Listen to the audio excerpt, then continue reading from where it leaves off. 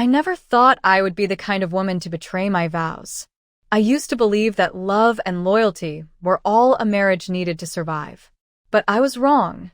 So very, very wrong. My name is Jessica, and this is my confession. I wasn't looking for trouble. I wasn't searching for temptation.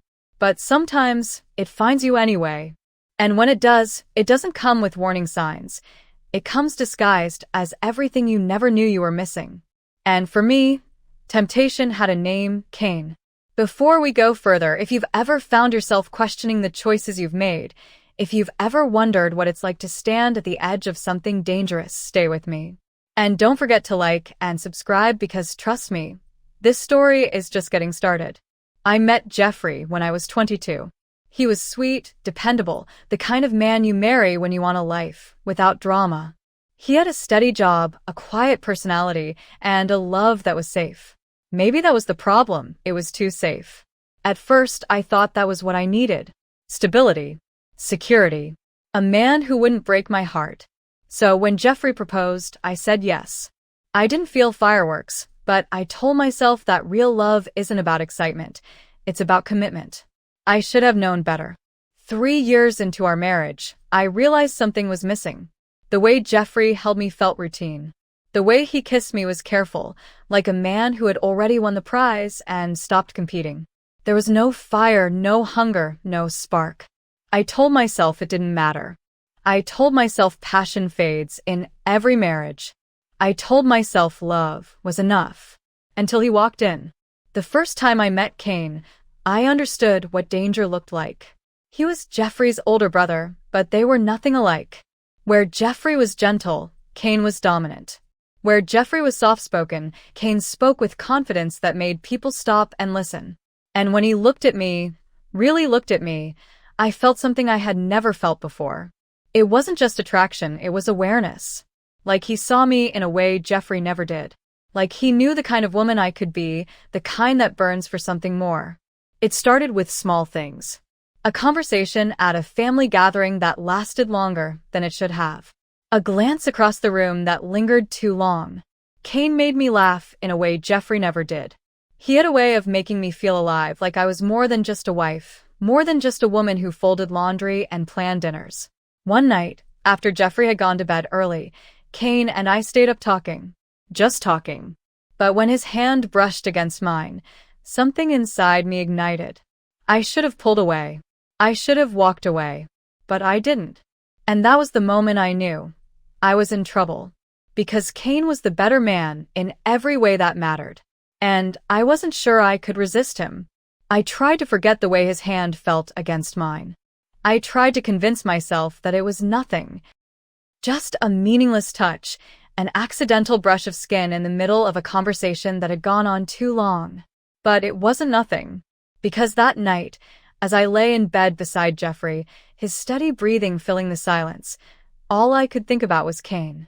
The way his deep voice lingered in my ears. The way his eyes held mine just a little too long. The way my body reacted to him in ways it had never reacted to my own husband. I was in trouble. And the worst part? I didn't want to be saved. The next time I saw Cain, it was at a family gathering. Jeffrey and I arrived late, and as soon as I stepped into the house, I felt him before I even saw him. Cain stood in the middle of the room, drink in hand, leaning against the wall like he owned the place.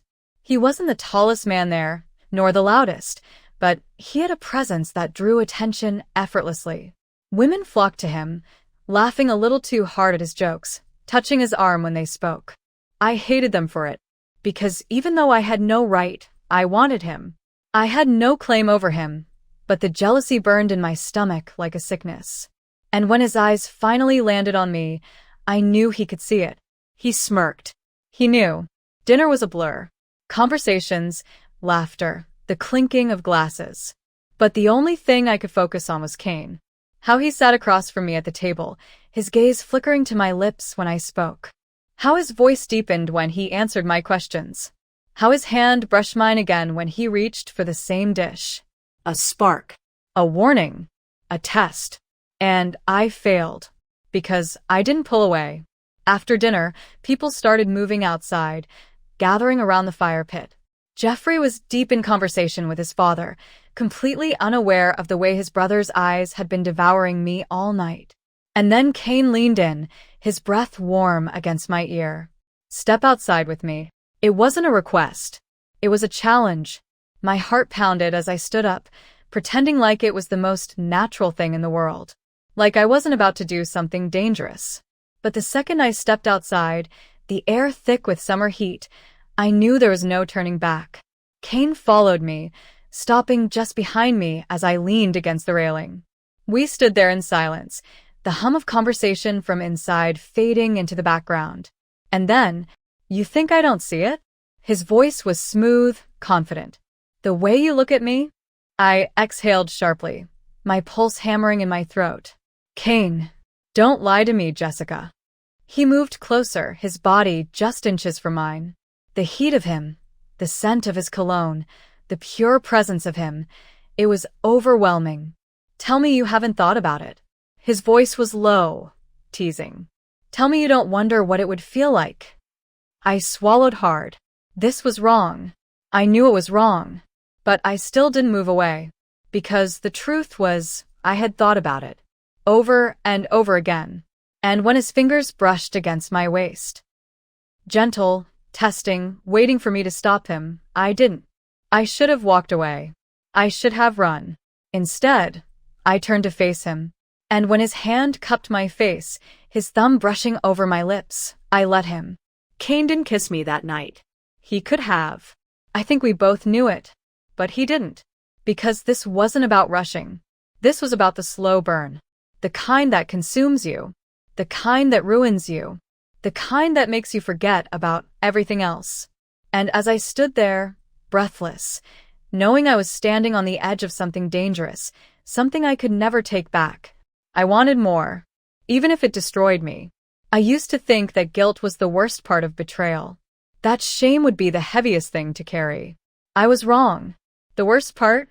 Getting caught. Because when you're standing face to face with the person whose heart you just shattered, watching the light leave their eyes, you realize something. You don't just lose them. You lose yourself, too. It didn't happen suddenly. Affairs never unravel all at once. They come apart in pieces, small, sharp fragments of lies and stolen moments, cutting deeper each time. I thought we were careful. I thought Jeffrey wouldn't suspect a thing. But love makes you blind. And pain makes you see. I came home late. Not terribly late. Not enough to be suspicious. At least, that's what I told myself. Jeffrey was sitting on the couch, staring at the TV, but I could tell he wasn't watching it. "Hey," I said, forcing a smile. He didn't answer right away. Just muted the screen and turned to look at me. And that's when I knew. His eyes, God, his eyes. They weren't angry. They weren't even accusing. They were empty. "How long?" he asked. I froze. My heartbeat slammed against my ribs. "How long what?" He exhaled, shaking his head. "Don't insult me, Jessica." There was no point in lying. I opened my mouth, but no words came out. And that silence? That was my answer. I could have told him it was just a mistake. I could have told him it didn't mean anything. But the truth was it meant everything. And Jeffrey knew it. "Was it always him?" he asked, his voice cracking. My breath hitched. "Jeffrey. Was it ever me?" That question shattered me. Because even in that moment, I didn't know the answer. I wanted to run. I wanted to go to Cain, to lose myself in him one last time before the world we built came crashing down. But Cain was already gone. Because the thing about men like Cain, they don't build homes. They don't make promises. They don't stay. And when everything fell apart, he didn't pick up the pieces. He left me to do that alone. I wish I could say I learned my lesson. I wish I could say I became a better person. But the truth is, some mistakes stay with you. Some choices haunt you. And some losses? You never recover from them. Because in the end, I didn't just lose Jeffrey. I lost the woman I used to be. And no matter how much I wish I could take it back, some sins can never be undone. I don't expect forgiveness. I don't expect understanding. But if you've made it this far, then you already know. This isn't just a story. It's a warning, because if you ever find yourself at the edge of temptation, staring into the fire, wondering if it's worth the burn, walk away before it's too late.